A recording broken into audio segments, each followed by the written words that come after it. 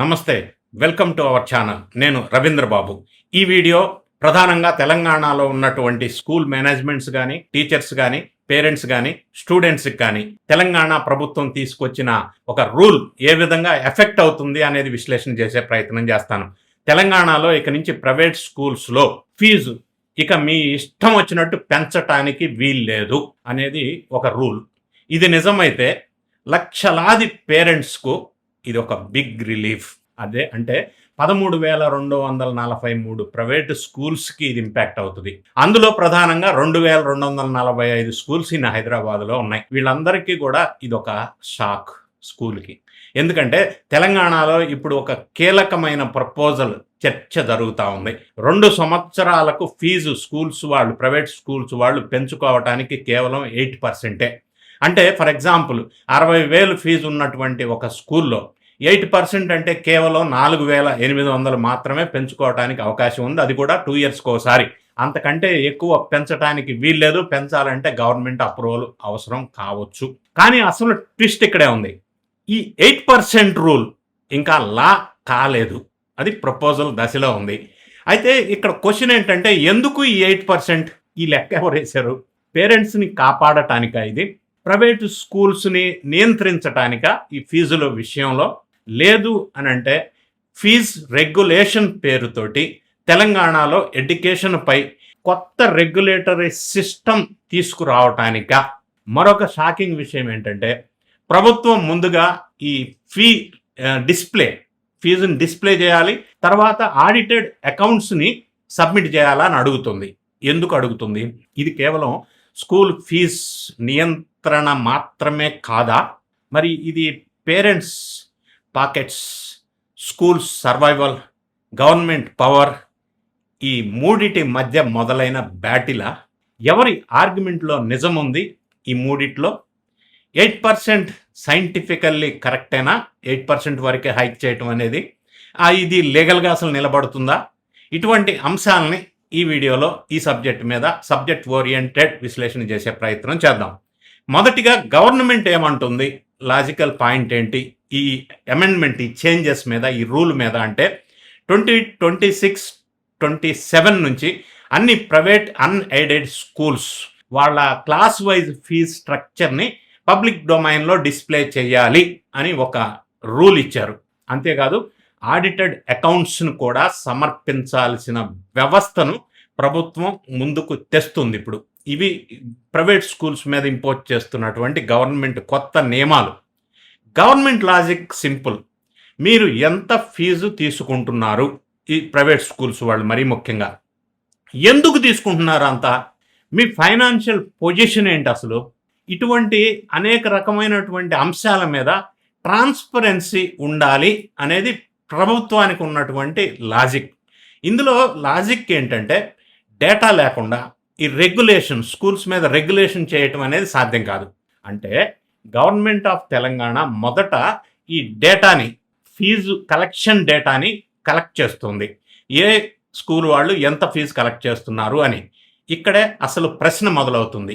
ఏంటంటే పేరెంట్స్, నిజంగా ఇది పేరెంట్స్కి కూడా రిలేటెడ్, పేరెంట్స్కి ఏమన్నా బెనిఫిట్ అవుతుందా అనే విషయాన్ని మనం ఈ యాంగిల్లో ఆలోచించినట్టయితే పేరెంట్స్కి బిగ్గెస్ట్ ప్రాబ్లం ఏంటి అసలు? యాక్చువల్గా ప్రతి సంవత్సరం ఫీజు పెరగటం మాత్రమే కాదు, అసలు టోటల్ కాస్ట్ ఎంత అవుతుంది ఆ స్కూల్కి వెళ్ళే పిల్లల మీద, అది అసలు మొదట్లోనే ఒక ఐడియా ఉండట్లేదు, తెలియకపోవటం.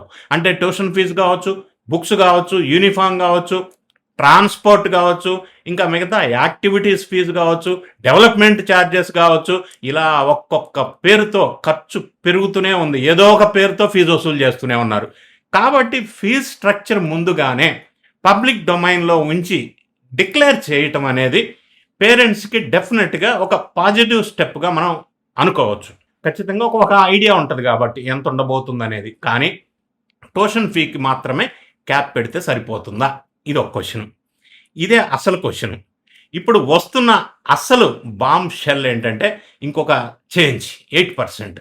ఈ 8% అనే అంశం తెలంగాణ ఎడ్యుకేషన్ కమిషన్ రూపొందించినటువంటి private schools and junior colleges fee regulatory and monitoring commission, ఈ సంస్థ ఒక డ్రాఫ్ట్ బిల్లు ఈ ఫీ రెగ్యులేషన్స్కి సంబంధించి ఫ్రేమ్వర్క్ ప్రతిపాదించబడింది. ఈ ఫ్రేమ్వర్క్ కూడా డ్రాఫ్ట్ రెడీగా ఉంది. ఈ రివైజ్డ్ ప్రపోజల్లో 2 ఇయర్స్కి 2 సంవత్సరాలకి ఒకసారి మ్యాక్సిమంగా 8% ఈ ఫీజుని ఇంక్రీజ్ చేయవచ్చు అని డ్రాఫ్ట్ రెగ్యులేషన్లో ఉంది. ఇది ఇప్పటికీ ఫైనల్ లా కాలేదు. ఇది ప్రపోజల్ దశలో ఉంది. డ్రాఫ్ట్ అంటే draft is not equal to act, proposal is not equal to లా.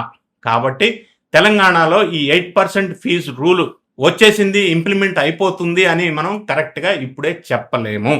ఇది ప్రపోజల్ మాత్రమే. అయితే అన్ని స్కూల్స్కి తెలంగాణలో సేమ్ ఫీజు ఉంటుందా? మరి అన్నిటికీ ఒకటే ఫీజా అంటే అసలు కాదు.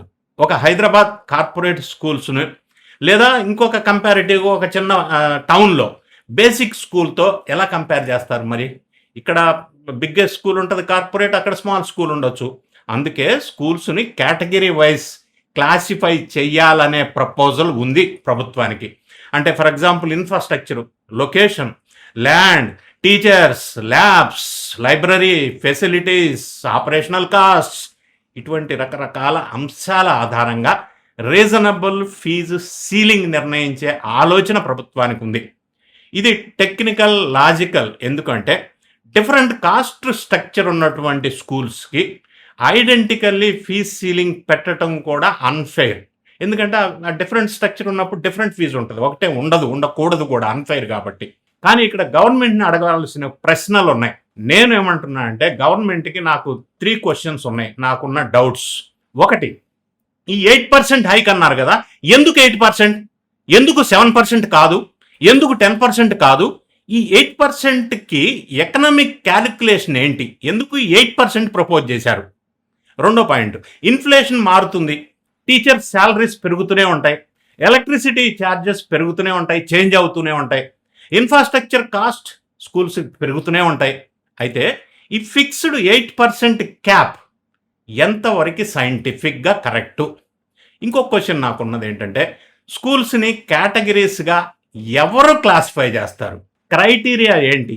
ప్రాసెస్ ట్రాన్స్పరెంట్గా ఉంటుందా ఈ క్లాసిఫికేషన్ క్రైటీరియా? ఒకవేళ ఏదన్నా డిఫరెన్స్ వస్తే అపీల్ చేసుకోవడానికి అవకాశం ఉంటుందా, ఉండదా?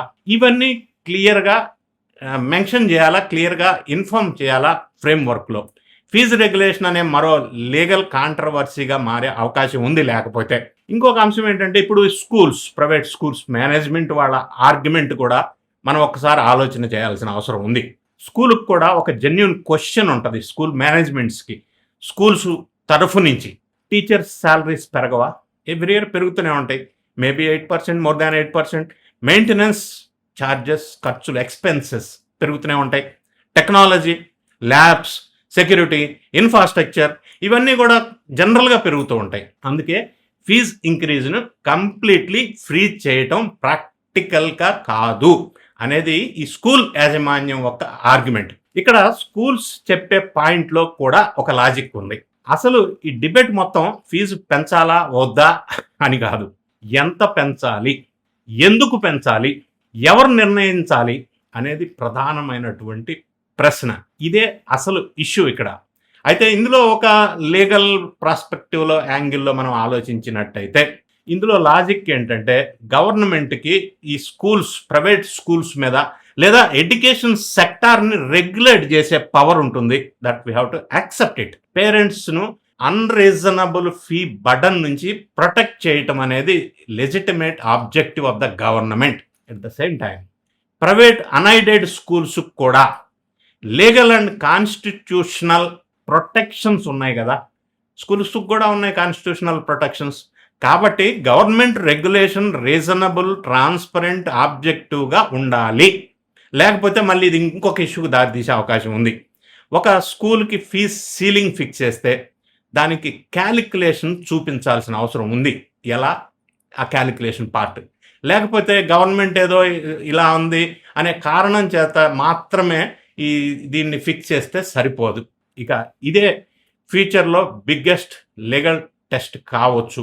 ఇక పొలిటికల్ యాంగిల్ మనం ఆలోచించినట్టయితే ఇది ఎందుకు పెద్ద ఇష్యూ అవుతుందంటే స్కూల్ ఫీజ్ ప్రధానంగా చెప్పవలసి వస్తే మిడిల్ క్లాస్ కుటుంబానికి రికరింగ్ ఫైనాన్షియల్ బర్డన్. ప్రతి కుటుంబంలో ఇది ఒక పెద్ద బర్డన్. అందుకే ఇది పొలిటికల్లీ సెన్సిబుల్ ఇష్యూ. గవర్నమెంట్ ఏం చెప్తా ఉంది, పేరెంట్స్ని ప్రొటెక్ట్ చేస్తున్నాం అంటున్నారు. స్కూల్స్ యాజమాన్యం, స్కూల్స్ కౌంటర్ ఏంటి, గవర్నమెంట్ ఓవర్ రెగ్యులేషన్ చేస్తుంది అంటున్నారు. ఇక్కడ గవర్నమెంట్కి అసలు ఛాలెంజ్ ఏంటి అంటే పేరెంట్స్కి affordability versus school sustainability. Parents affordability versus school sustainability, ఈ రెండిటిని బ్యాలెన్స్ చేయటమే big challenge for the government. అసలు గేమ్ ఏంటంటే ఈ 8%. ఇప్పుడు మొత్తం విశ్లేషణలో 8% కంటే పెద్ద విషయం డేటా. ఇప్పుడు ఫీజ్ స్ట్రక్చర్లో ఏదైతే ఫీజ్ స్ట్రక్చర్ వీళ్ళు డిస్ప్లే చేయమంటున్నారో ప్లస్ ఆడిటెడ్ అకౌంట్స్ గవర్నమెంట్ దగ్గరికి వెళతాయి, ఇవ్వమని అడుగుతున్నారు. అంటే దాని తర్వాత ఈ స్కూల్ క్లాసిఫికేషన్ జరుగుతుంది. అంటే రీజనబుల్ ఫీజ్, రెగ్యులేటరీ మెకానిజం, ఇటువంటి అన్ని అంశాల వైపు ప్రభుత్వం దీన్ని మాడిఫై చేసే అవకాశం ఉంది. అంటే fee display may be the beginning but not the end. So ఈ విధమైన మార్పులు చేర్పులు వల్ల Telangana government private schools fee విషయంలో గవర్నమెంట్కి కొంత క్రెడిట్ ఇవ్వవలసిన అవసరం ఉంది. ఏ విషయంలో అంటే, ఒకటి ట్రాన్స్పరెన్సీ కావాలి అనే ప్రయత్నం అయితే గవర్నమెంట్ చేస్తూ ఉంది. రెండోది పేరెంట్స్కి ఏంటి మరి ఇందులో అంటే ఫీజ్ స్ట్రక్చర్ పైన ఒక క్లారిటీ వస్తుంది, ఒక అకౌంటబిలిటీ ఉంటుంది అనేది పేరెంట్స్కి ఉన్నటువంటి బెనిఫిట్స్. స్కూల్స్కి ఉన్నటువంటి కన్సర్న్ ఏంటంటే యాక్చువల్ కాస్ట్ ఆధారంగా సైంటిఫిక్ రెగ్యులేషన్ కావాలి అని స్కూల్స్ వాళ్ళు అడుగుతున్నారు. ఇప్పుడు గవర్నమెంట్ని అడగాల్సిన ప్రధానమైన ప్రశ్న ఏంటంటే ఈ 8% క్యాప్కు exact economic and legal basis ఏంటి? ఇదే ఒక బిగ్ క్వశ్చన్గా నాకు అనిపిస్తా ఉంది. దీనికి ఏంటి scientific reasoning, justification behind this 8%? ఎందుకంటే పేరెంట్స్కి అఫోర్డబుల్ ఎడ్యుకేషన్ కావాలి, స్కూల్స్కి సస్టైనబుల్ ఎకనామిక్స్ కావాలి, మరి గవర్నమెంట్కి ఏం కావాలి, ట్రాన్స్పరెంట్ రెగ్యులేషన్ కావాలి. సో ఇవన్నీ ఈ 3 అంశాలని బ్యాలెన్స్ చేయగలగాలి. బ్యాలెన్స్ అయితే ఒకవేళ బ్యాలెన్స్ చేయగలిగితే ఇది ఎడ్యుకేషన్ రిఫార్మ్ అవుతుంది. బ్యాలెన్స్ గనక తప్పితే ఇదో మరో లీగల్ పొలిటికల్ బ్యాటిల్ అయ్యే అవకాశం ఉంది. ఇది సెన్సిబుల్ అంశం కాబట్టి ప్రభుత్వం ఈ స్కూల్స్, పేరెంట్స్ వీటి మీద తీసుకునే నిర్ణయం సైంటిఫిక్గా, హేతుబద్ధంగా ఉండాలి, ట్రాన్స్పరెంట్గా ఉండాలి, ఫెయిర్గా ఉండాలి. ఆ విధంగా ఉంటుంది అని మనం ఆశిద్దాం. ఈ వీడియో మీద మీ అభిప్రాయం ఏంటి? మీ కామెంట్ రూపంలో తెలియజేయండి. వీడియో నచ్చితే లైక్ చేయండి, మీ ఫ్రెండ్స్కి షేర్ చేయండి. Thank you so much for watching.